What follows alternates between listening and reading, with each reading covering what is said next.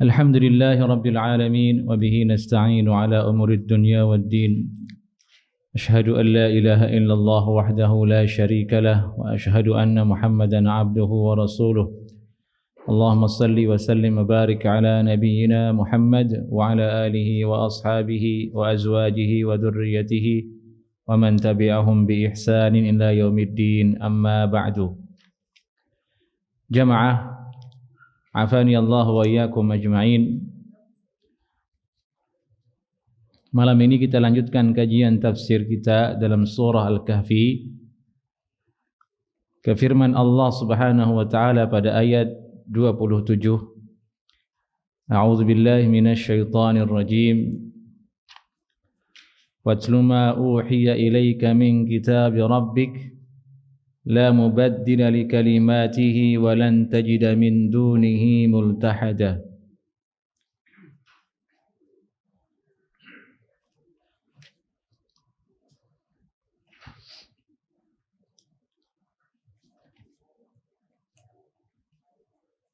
Pada ayat sebelumnya Allah Subhanahu wa taala memberikan perintah kepada Nabi sallallahu alaihi wasallam untuk mengatakan Allah yang lebih tahu dalam perkara-perkara ghaib, yaitu dengan jumlah Ashabul Kahfi tersebut. Allah Subhanahu wa taala juga memerintahkan Nabi kita Muhammad sallallahu alaihi wasallam agar menggantungkan rencana esok hari dengan mengatakan insyaallah, digantungkan kepada kehendak Allah Subhanahu wa taala. Allah Subhanahu wa taala juga mengulangi firman-Nya kepada Nabi Muhammad sallallahu alaihi wasallam, "Qulillahu a'lamu bima labithu." Yani hanya Allah yang mengetahui berapa lama Ashabul Kahfi itu menetap di dalam gua tersebut. Semua ini adalah poin-poin yang juga merupakan tarbiyah dan perintah Allah kepada kita agar kita dalam masalah ilmu yang tidak kita ketahui, kita mengatakan Allahu a'lam. Kalau kita membuat rencana, jangan gantungkan kepada diri kita sendiri, tapi serahkan kepada Allah, kepada masyiatullah ta'ala. Ini tarbiyah, ini didikan, adab yang Allah Subhanahu wa taala ajarkan kepada kita semua. Dari itulah Allah Subhanahu wa taala memerintahkan kemudian Nabi sallallahu alaihi wasallam untuk membaca Al-Qur'anul Karim, yang juga merupakan adalah adab, juga merupakan adalah bentuk kita berserah diri taat kepada Allah Subhanahu wa taala. Itulah kira-kira kaitan ayat ini dengan ayat sebelumnya. Allah taala berfirman, "Watlu ma uhiya ilaika min kitabi rabbik." Bacalah wahai Nabi sallallahu alaihi wasallam. Baca apa maksudnya di sini? Al-Qur'anul Karim.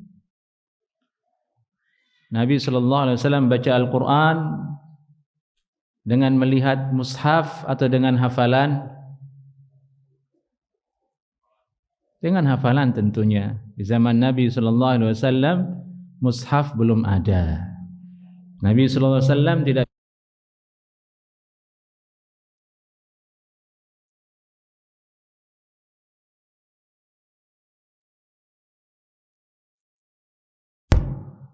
Beliau adalah Nabi yang ummi sallallahu alaihi wasallam.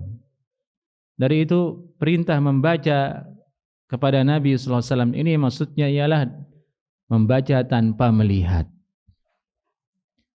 Maka disitulah nampak kemudian keutamaan orang yang menghafal Al-Qur'anul Karim. Ketika dia membaca dengan tanpa melihat mushaf, dia sudah menyerupai tata cara Nabi Muhammad sallallahu alaihi wasallam membaca Al-Qur'anul Karim.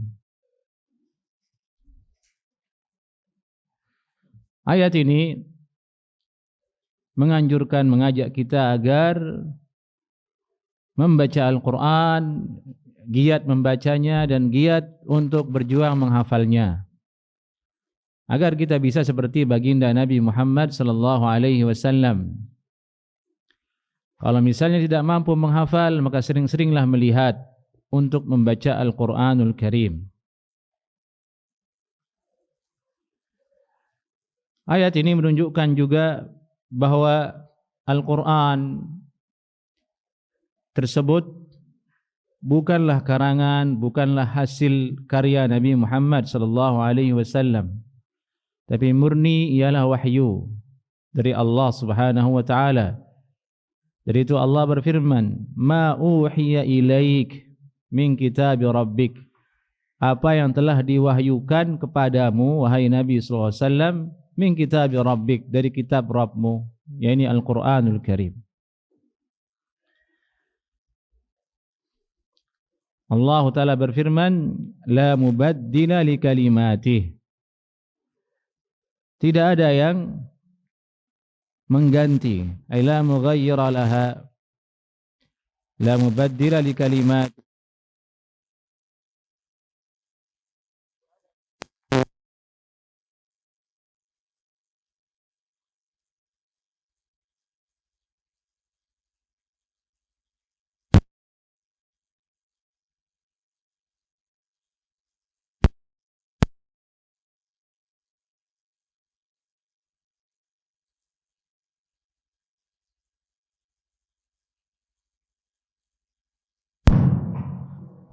Tes.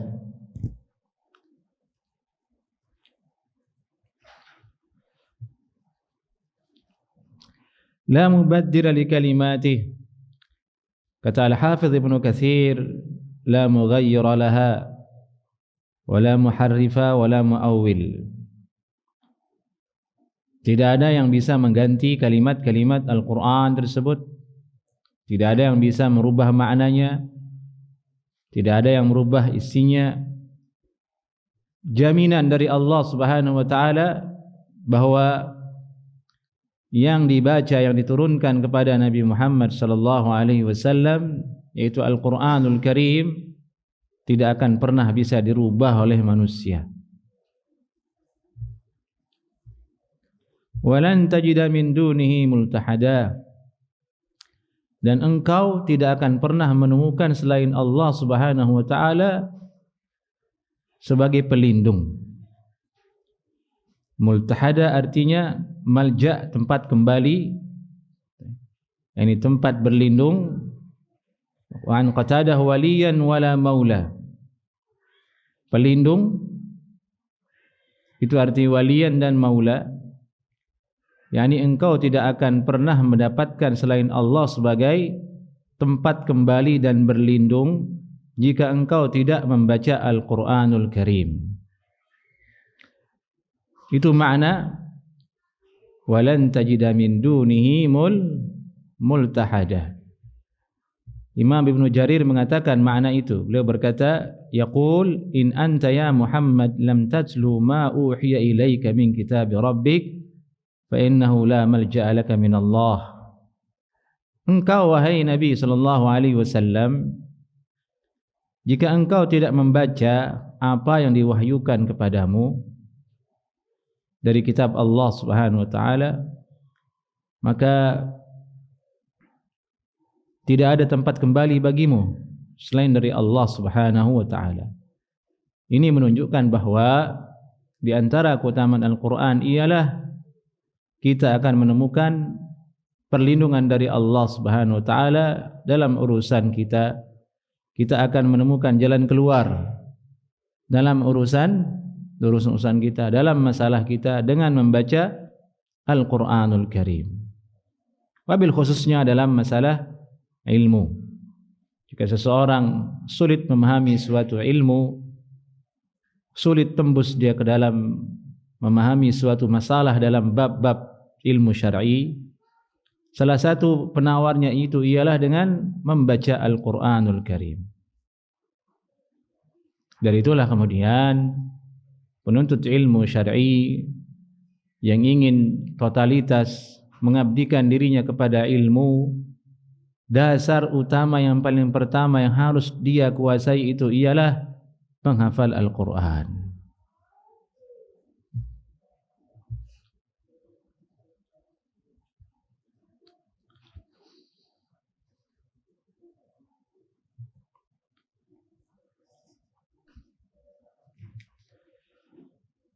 Ayat ini, ikhwani afani Allah wa iyyakum ajma'in, juga ada kaitannya dengan pertanyaan-pertanyaan yang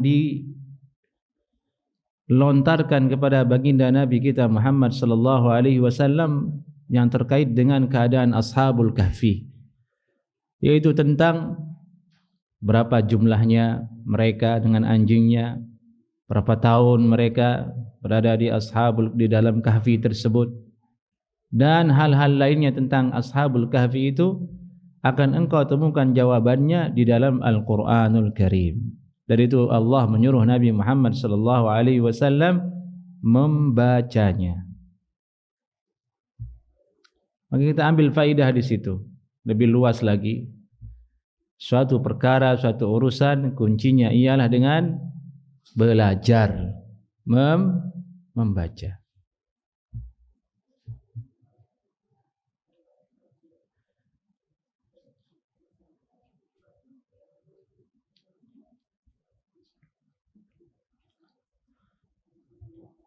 Kemudian Nabi sallallahu alaihi wasallam dibimbing oleh Allah Subhanahu wa taala, ditunjukkan kepada yang benar, dan maknanya itu adalah kepada kita. Allah berfirman, wasbir nafsak, wasbir nafsak, bersabarlah engkau wahai Nabi sallallahu alaihi wasallam, sabarkan dirimu, sabarkan dirimu.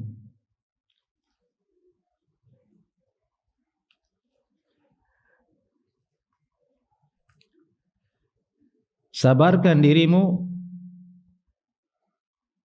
dalam ibadah kepada Allah Subhanahu wa taala bersama ma'al ladzina yad'una rabbahum, bersama orang-orang yang mereka orang-orang tersebut berdoa kepada Allah, berdoa kepada Rabbnya, bil ghadati wal 'ashiyyi, pada waktu pagi dan pada waktu sore. Ada dua pendapat ulama tafsir terkait tentang kalimat bil ghadati wal 'ashyi, pada waktu pagi dan sore. Pertama, maksudnya ialah mereka berdoa memang pada dua waktu itu, pada waktu pagi dan pada waktu sore. Sebagaimana biasa orang zikir pagi dan zikir petang. Paginya dia zikir, sorenya dia berzikir. Itu yang pertama, sesuai dengan zahir kalimatnya. Yang kedua, maksudnya ialah sepanjang hari. Karena kalimat pagi dan petang dalam bahasa Arab itu menunjukkan bahwasanya peristiwanya, tuntutannya dilakukan sepanjang hari. Kalau paginya dilakukan dan sorenya dilakukan, yang tengah-tengah terangkat berarti. Maka dengan makna ini maksudnya mereka ibadah sepanjang hari. Orang-orang tersebut yaitu para sahabat radhiyallahu taala anhum ajma'in. Orang-orang yang berdoa di sini, alladzina yad'una rabbahum bil ghadati wal 'ashyi, orang-orang yang berdoa kepada Allah, ibadah taat kepada Allah pada waktu pagi dan sore. Itu siapa maksudnya? Para sahabat. Para sahabat. Sahabat di situ dikatakan seperti Bilal, wa Ammar, wa Suhaib, wa Khabbab, wa Ibnu Mas'ud, wa Abu Hurairah radhiyallahu taala anhum ajma'in. yakni para sahabat yang secara status sosial di kala itu adalah orang-orang yang lemah. Lemah dari sisi harta, tidak banyak hartanya. Lemah dari sisi pengaruh keturunan. Mereka bukanlah orang-orang yang berasal dari darah biru, bahasa kita di hari ini, orang biasa saja. Dua faktor ini, yakni orang-orang yang dhaif, orang-orang yang lemah.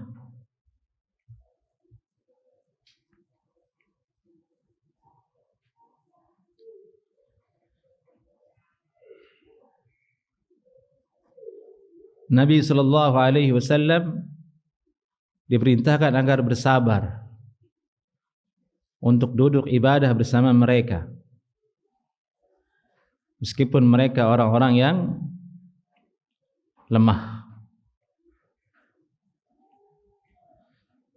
Allah tambahkan kemudian sifat keadaan dari orang-orang tersebut tadi yang lemah, yang ibadah kepada Allah di pagi dan petang itu, yuriduna wajhah. Mereka melakukan itu menginginkan wajah Allah Subhanahu wa taala. Ini yang paling penting, ini benang merahnya, ini penentunya, bahwa mereka adalah orang-orang yang memang ikhlas, tulus melakukan hal itu di pagi dan sore dan sepanjang hari, taat kepada Allah, beribadah kepada Allah, murni hanya ingin wajah Allah Subhanahu wa taala. Tidak ada yang lain, tidak ada faktor urusan dunia, tidak ada faktor urusan pengaruh dan lain sebagainya. Jernih, murni karena wajah Allah Subhanahu wa taala. Kalau sekedar hanya duduk di pagi dan siang, pagi dan sore membaca zikir, membaca Al-Qur'an, tidak disertai dengan wajah Allah, tidak ada manfaatnya. Karena tidak berpahala, tidak diterima oleh Allah Subhanahu wa taala. Jadi itu Allah sebutkan penentu dari perkara ini, yaitu yuriduna wajh Allah. Dia menghendaki wajah Allah Subhanahu wa taala. Maka ada pelajaran untuk kita di situ, ikhwah, afanillahu wa iyyakum ajma'in, yaitu hendaklah agar semua aktivitas ibadah kita itu murni karena Allah Subhanahu wa taala. Bukan karena ingin menyenangkan si fulan, bukan karena ingin dinilai si fulan, bukan. Bukan ingin mendapatkan status, tidak. Yuriduna wajh Allah. Ibadah itu memang hanya untuk Allah Subhanahu wa taala, meskipun kadang bisa digunakan untuk meraih keuntungan duniawi, tapi itu sangatlah rugi, sangatlah hina. Bahwasanya urusan dunia, harta dunia, keindahan dunia, jika diraih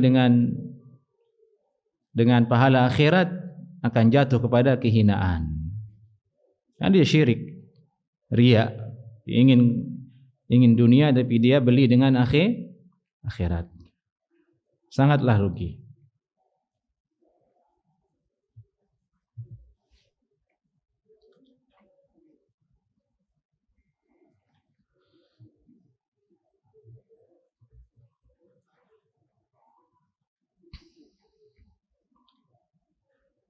Allah Ta'ala berfirman kemudian, وَلَا تَعْدُ عَيْنَاكَ عَنْهُمْ تُرِيدُ زِينَةَ الْحَيَاةِ الدُّنْيَا. Nah, ini kelompok kedua yang Nabi SAW dilarang oleh Allah untuk menghadap kepada mereka dan duduk bersama mereka. La ta'du 'ainaka 'anhum. Jangan engkau lewati kedua pandanganmu dari mereka. Ini fokusmu, jangan lewati mereka,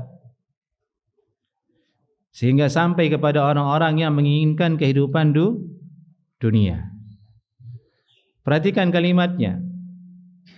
Sahabat-sahabat tadi yang bersama Nabi itu disifati yuriduna wajhah, ingin wajah Allah. Kemudian kelompok kedua, turidu zinatal hayatid dunya. Kalimatnya sama, turid, menghendaki, menginginkan.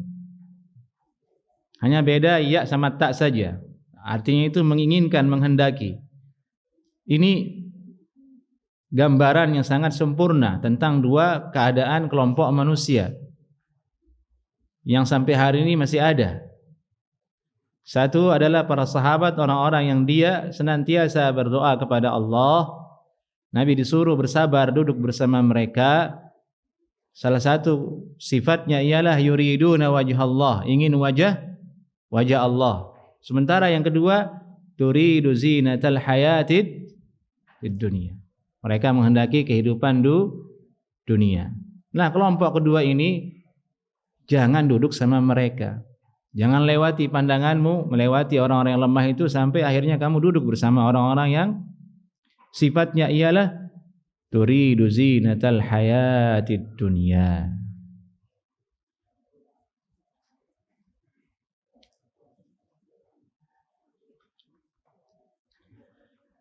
Dalam Sahih Muslim disebutkan sebagaimana penuturan Al-Hafidz Ibnu Katsir rahimahullahu taala,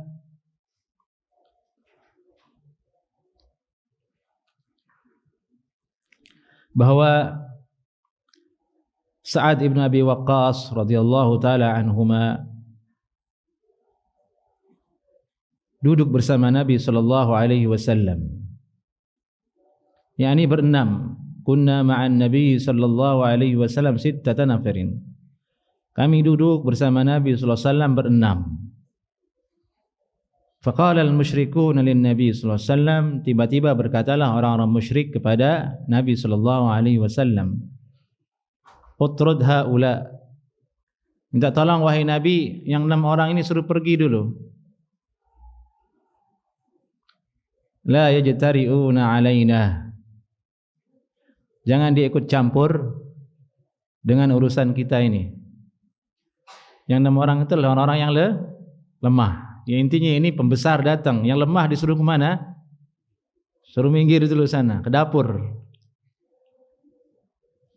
Suruh beresin yang lain tuh, yang sepele-sepele. Ini kita orang-orang besar. Nah, begitulah kira-kira kan.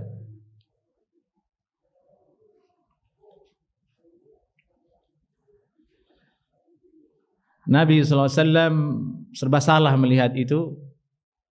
Kalau tidak diikuti, ini demi dakwah. Kalau diikuti, mereka adalah orang-orang yang taat kepada Allah Subhanahu wa taala. Dan kita ketahui Nabi sallallahu alaihi wasallam sangat ingin melihat orang-orang yang besar di kalangan Quraisy itu masuk Islam. Maka turunlah ayat ini kemudian. Disuruh wasbir nafsaka ma'al ladzina yad'una rabbahum bil ghadati wal 'ashiyyi yuriduna wajha.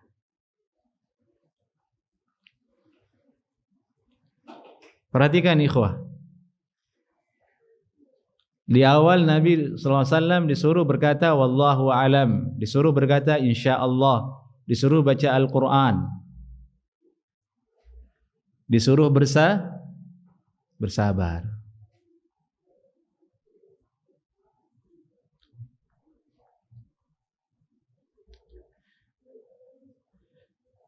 Apa kuncinya itu, rahasianya?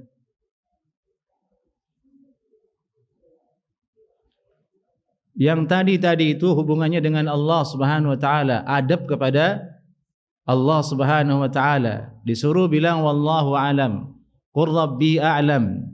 Katakan wahai Nabi, Rabbku lebih tahu. Disuruh berkata insyaallah, serahkan kepada Allah Subhanahu wa taala. Itu hubungannya dengan siapa? Adab kepada Allah Subhanahu wa taala. Baca Al-Qur'an, adab kepada Allah Subhanahu wa taala. Sabar itu maksudnya adab terkait dengan manusia. Setelah hubunganmu dengan Allah Subhanahu wa taala ini bagus, lempeng, kuat tawakalmu, baru sabar itu bisa diraih bergaul dengan manusia.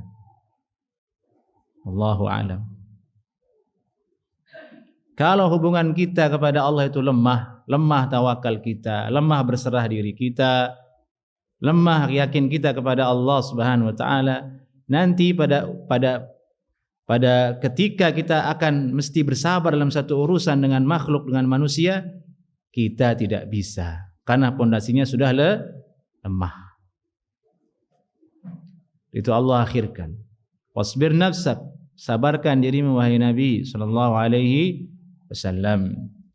Sabar ini jamaah menyuruh diri untuk sabar itu jalan kita menang untuk melawan hawa nafsu.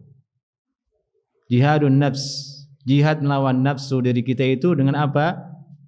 Dengan sabar. Jihad melawan orang kafir dengan pedang. Jihad melawan orang munafik dengan ilmu. Jihad melawan diri sendiri dengan apa? Sabar.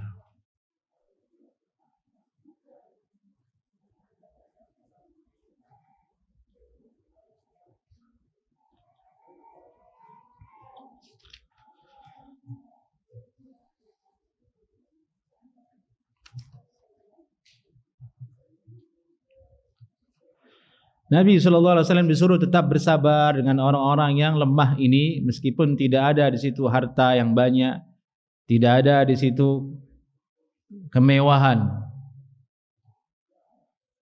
Disuruh tetap bersabar. Nabi dilarang oleh Allah Subhanahu wa taala berpaling kepada orang-orang yang penuh dengan kekayaan. Turidu zinatal hayatid dunya. Kalau Nabi SAW bersama para sahabat yang sabar tadi itu, yang berdoa, berzikir, tidak ada pengaruh yang akan mengalir ke Nabi SAW. Tidak ada hubungan, tidak ada kepentingan dunia dan yang lainnya. Tapi kalau duduk bersama orang-orang yang tadi, yang turidu zinatal hayatid dunya, dia menghendaki dunia, banyak maunya ke Nabi SAW. Dan bisa dijadikan sebagai apa? Sebagai alat. Sebagai alat. Maka akan mengarah perbincangannya kepada urusan dunia. Kalau sudah sampai ke titik itu, susah kita akan nahi mungkar. Karena tabiat manusia itu cenderung kepada zinatul hayatid dunia. Dari itu ulama, orang-orang saleh, dilarang mereka mendekat kepada pemerintah. Karena gampang tergelincir. Karena kalau dekat dengan pemerintah, dengan penguasa, tentu pembicaraannya adalah urusan dunia. Kalau duduk berteman hanya dengan orang-orang tajir saja, udah beda itu levelnya. Ngomongnya udah beda, seleranya sudah beda. Ini tarbiyah dari Allah Subhanahu wa taala kepada nabinya dan khususnya kepada kita umat Islam, dan kepada orang-orang yang merasa dirinya membawa agama Allah, mendakwahkannya dan mengajarkannya.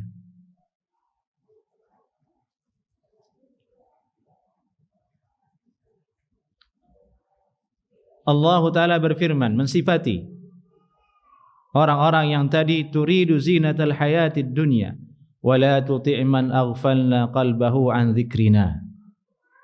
Jangan engkau turuti wahai Nabi sallallahu alaihi wasallam orang yang kami telah lalaikan hati mereka dari berzikir kepada kami.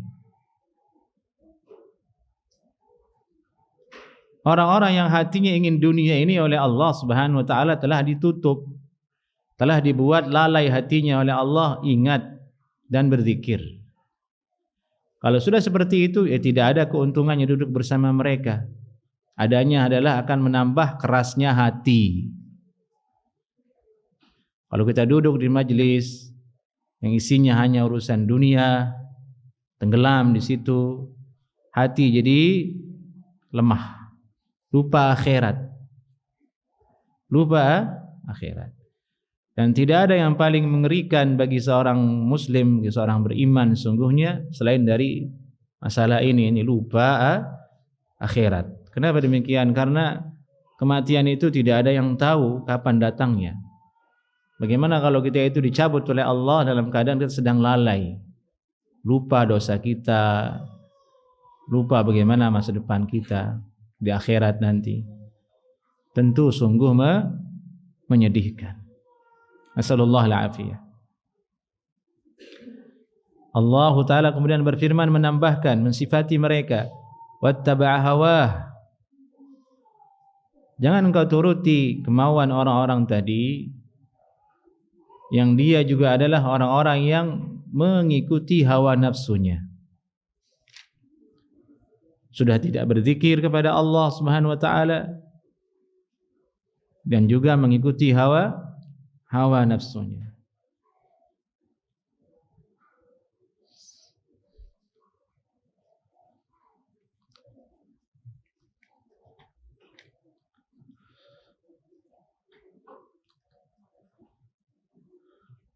Allah Ta'ala kemudian menyebutkan wa kana amruhu furuta. Ini akibat, ini balasan atas orang-orang yang seperti itu keadaannya.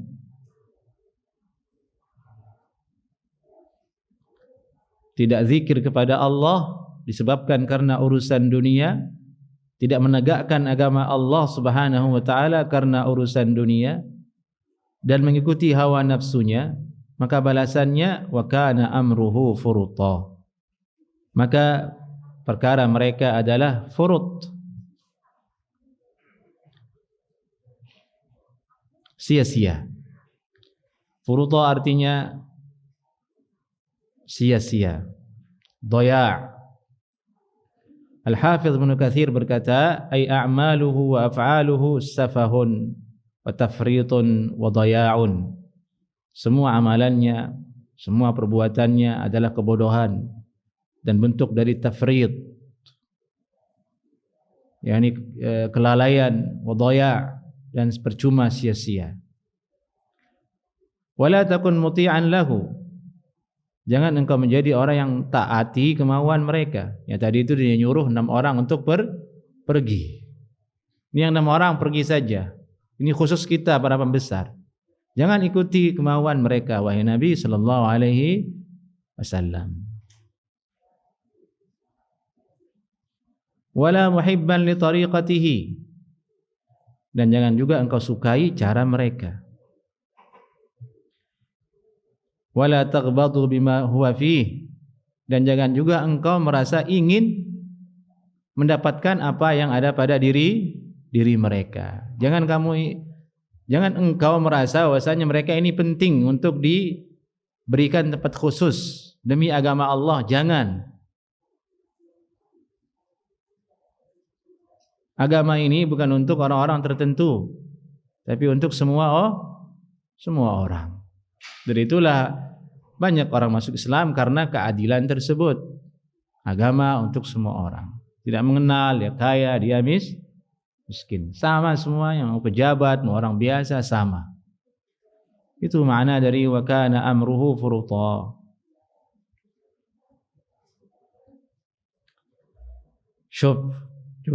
Coba perhatikan itu, ikhwah. Nabi sallallahu alaihi wasallam, beliau seorang nabi, diingatkan oleh Allah agar tidak tergelincir dalam bersikap kalau sudah berurusan dengan orang besar dan orang kaya. Bagaimana dengan dai yang bukan nabi? Cepat dia tergelincir. Kalau sekelilingnya orang kaya semua, nanti didengar itu orang kaya itu. Kalau sama orang yang tidak kaya, orang biasa, dia ngerasa ya sudah enggak penting, enggak ada untungnya gitu. Na'udzubillah min dzalik. Dari itu Allah tekankan di awal tadi. Orang-orang yang lemah ini dia memiliki keutamaan. Apa itu? Yad'una rabbahum bil ghadati wal 'ashiyyi yuriduna wajhah. Orang-orang yang selalu berdoa kepada Allah Subhanahu wa taala ikhlas karena Allah Subhanahu wa taala. Itulah yang menjadi penentu dengan siapa kita bergaul. yakni orang-orang yang takut kepada Allah Subhanahu wa taala, bukan karena harta dan pengaruh dan lain sebagainya.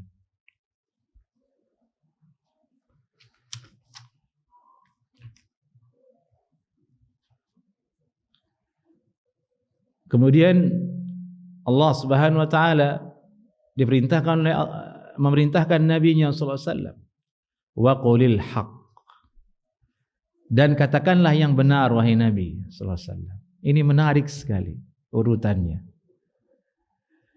Kalau sudah bergaul dengan orang-orang yang kaya ini, orang-orang yang besar ini, ingat-ingat. Tadi Allah sudah wanti-wanti jangan, tapi kalau seandainya engkau bergaul dengan mereka, dengan kedua belah pihak ini, entah itu yang tadi lemah, entah itu orang yang kaya. Wa qulil haq, katakan yang hak.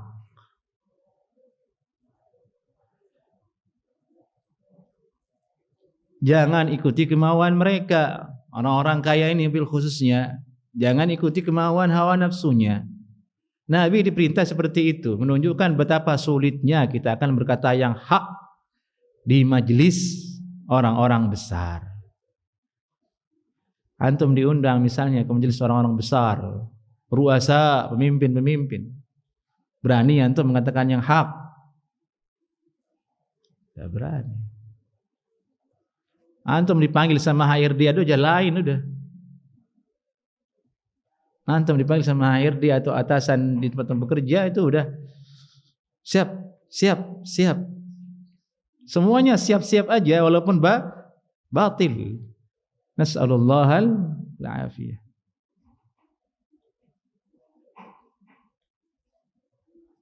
Penuntut ilmu baru diundang sama orang kaya, siap. Walaupun batil. Nas'alullahal afiyah. Mauqif pelajaran tentang bersikap yang sangat berharga dari ayat ini, yang berat untuk diamalkan, dari itu Allah menunjukkannya dalam Al-Quranul Karim agar penuntut ilmu, orang yang beriman, orang yang mengikuti jalan Nabi SAW itu memiliki mental ini, mengikuti jalan ini. Itu sudah azan tadi, ikhwah. Harus azan dulu. Ahmad azan, untuk azan.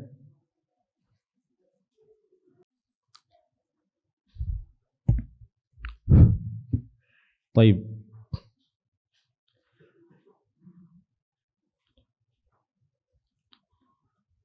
Jadi mengatakan yang benar itu tidaklah mudah.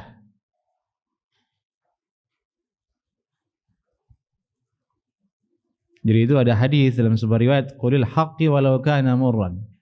Katakan yang benar walaupun pahit. Hadis atau hikmah dari ulama yang bunyinya hadis yang pasti ialah kalimatu haqqin inda sultanin jair. Di antara salah satu jihad itu ialah mengatakan yang benar di depan penguasa yang zalim. Wa qulil haq, katakanlah wahai Nabi sallallahu alaihi wasallam yang hak min rabbikum, dari Rabbmu. Coba pikirkan jemaah, sebelumnya Nabi disuruh apa sama Allah Subhanahu wa taala? Disuruh sabar. Disuruh baca Al-Quran. Disuruh berilmu. Kemudian disuruh amalkan dengan bersabar. Disuruh ikhlas dalam membaca Al-Quran, dalam belajar tersebut. Disuruh menuntut wajah Allah dalam dia ibadah kepada Allah Subhanahu wa taala. Kemudian disuruh bersabar. Jika itu dilalui dengan benar, barulah kiranya kemudian sanggup kita itu mengatakan yang hak, kuat pondasinya. Tidak ada yang kita takuti lagi untuk mengatakan yang hak, karena sudah kuat pondasinya. Mulai dari berserah diri kepada Allah dalam ilmu, hanya Allah yang tahu, wallahu a'lam. Berserah diri kepada masyiatullah, gantungkan semuanya kepada Allah Subhanahu wa taala. Kalau sudah seperti itu, apa yang kita khawatirkan? Apa yang akan dikhawatirkan oleh orang yang levelnya sudah seperti itu? Tidak ada. Dia mudah saja berkata ini yang benar. Tapi kalau yang itu masih ruwet, masih ada ingin dunia, zinatul hayatid dunia, tidak sabar, tidak ikhlas, tidak bergantung kepada Allah Subhanahu wa taala, itulah yang kita temukan kemudian kebenaran disembunyikan. Dia tahu itu salah, dicarikan 1000 alasan untuk tidak mengatakannya. Karena lemah tawakalnya kepada Allah Subhanahu wa taala.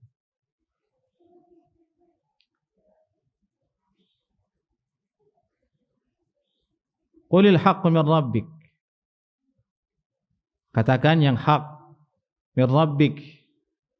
Yani apa yang datang dari Rabbmu wahai Nabi sallallahu alaihi wasallam, Al-Qur'anul Karim, wahyu dan semuanya, katakan itu dari Allah Subhanahu wa taala. Al-haqqu min rabbikum. Kemudian Allah berfirman, "Faman syaa'a falyu'min wa man syaa'a falyakfur."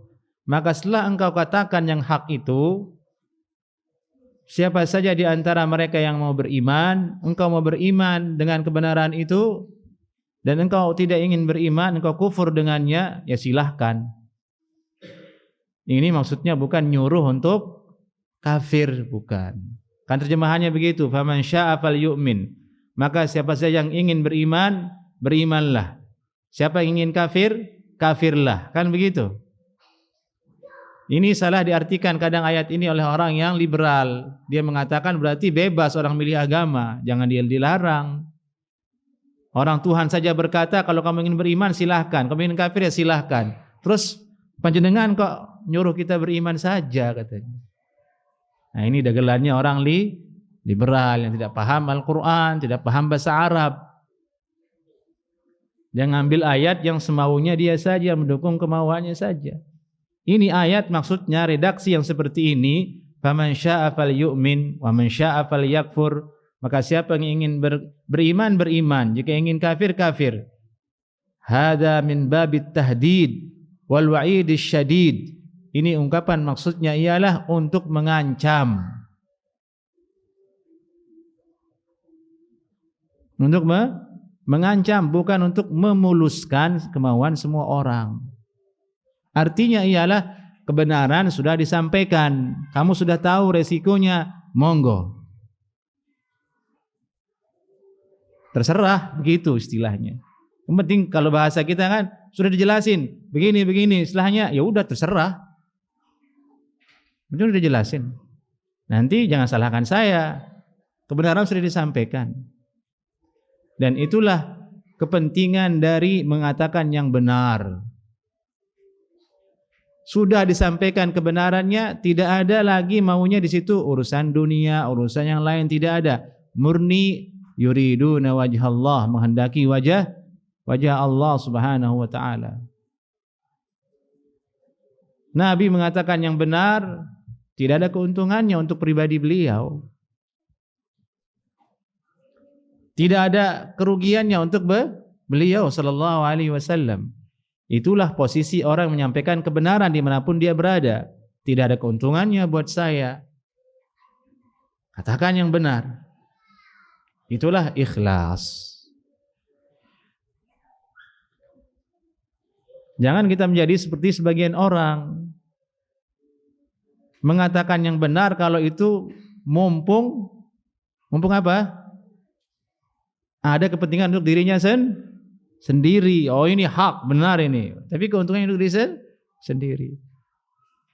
Jika dalam masalah ini merugikan kepentingannya dia mengatakan yang hak, dia diam saja. Ini tidak ikhlas namanya. Tidak ingin wajah Allah Subhanahu wa taala. Ayat ini kemudian menunjukkan bahwasanya Nabi sallallahu alaihi wasallam berdakwah itu bukan memaksa. Dan Allah jelaskan dalam ayat yang lain, lasta alaihim bimusaitir. Engkau wahai Nabi bukanlah seorang yang menguasai, harus palu gada kepada semua orang, tidak. Sampaikan ini yang benar, ini yang hak. Setelahnya urusanmu dengan Allah Subhanahu wa taala.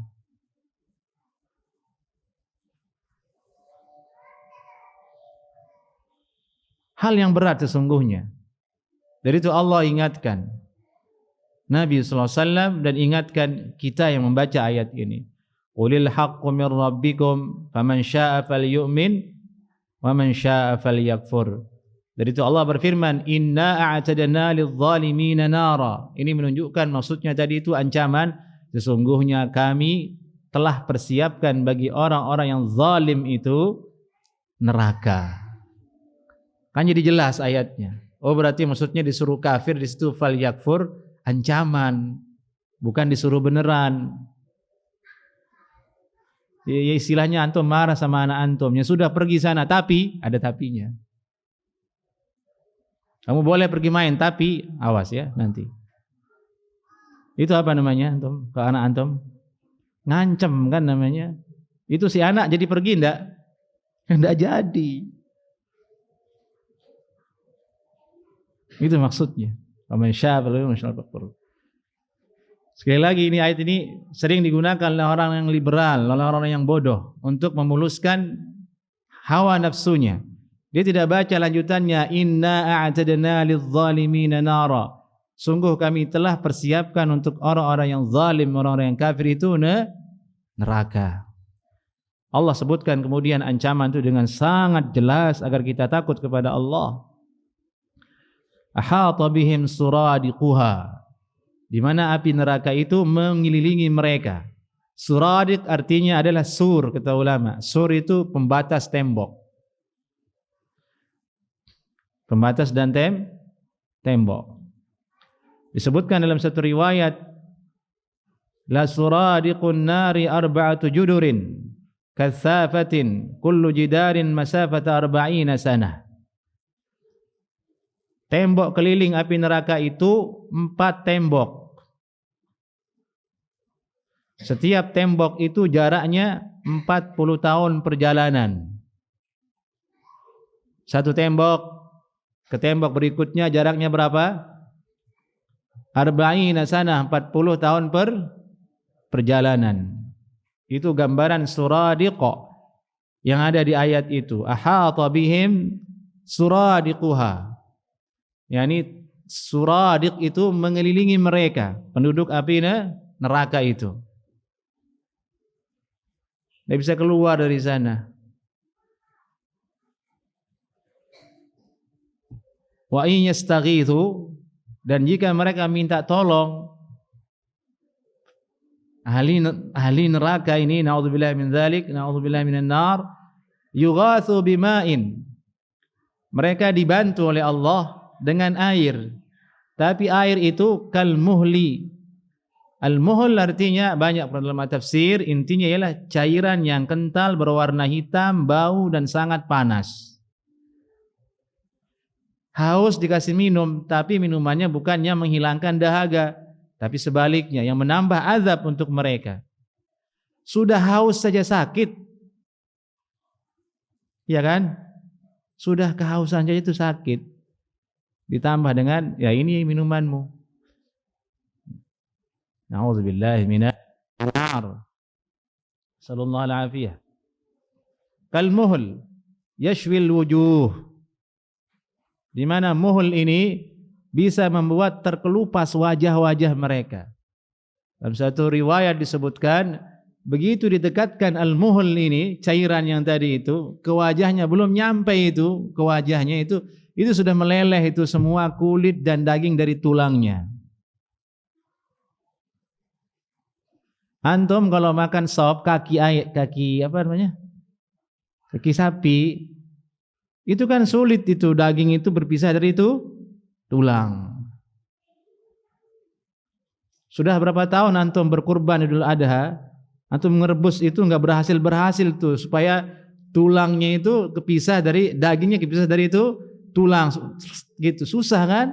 Harus dengan panas yang sangat luar biasa, harus dengan dicampur katanya dengan pepaya, dengan garam, macam-macam, enggak berhasil juga. Pas dimakan nempel tuh daging di tulangnya. Menunjukkan sulitnya terpisah itu. Nah, ini al-muhl ini belum diminum itu, baru dekat sudah meleleh itu daging dari tulangnya. Antum kita enggak takut itu jemaah? Hah? Tidak takut kita itu sebenarnya dengan perbuatan kita ya. Kalau dengan konsep ya saya takut, tapi dengan amalan tidak takut manusia itu. Orang kafir itu tidak takut. La haula wala quwata illa billah. Sallallahu alaihi. Sedetail itu Allah sebutkan tentang neraka agar kita takut, tapi ya itulah kita tidak takut. Dari itu kita banyak-banyak bertaubat kepada Allah Subhanahu wa taala. Banyak istighfar agar Allah ampuni kita. Dan Allah tutup kemudian ayat itu, bi'sasy syarab. Bi'sasy syarab. itulah minuman yang sangat buruk. Al-muhl tadi itu. Bi'sa syarab, minuman yang sangat-sangat buruk sekali. Wasa'at murtafaqah, dan dialah neraka tempat yang paling jelek, tempat kembali.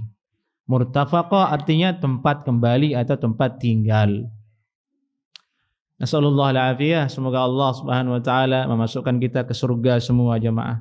Kedua orang tua kita, guru-guru kita, keturunan kita kelak semuanya dimasukkan oleh Allah ke dalam surga. Semoga Allah jauhkan kita dari neraka sejauh-jauhnya.